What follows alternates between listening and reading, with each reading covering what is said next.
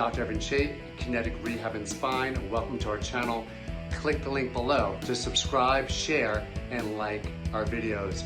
Join today, join the movement, gain access to insiders' education on how you become a better you.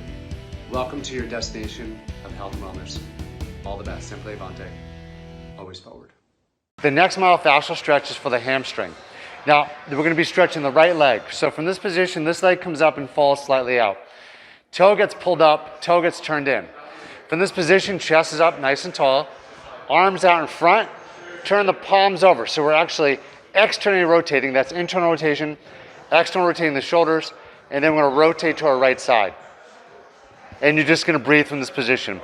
And as you breathe, every breath you take, you're resetting the diaphragm, but you're also relaxing the myofascial system inside the body.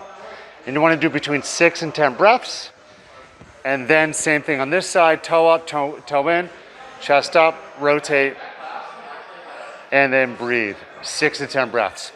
Hopefully you enjoyed the stretch. If you have any questions, feel free to call the office at 201-327-1990. Thank you.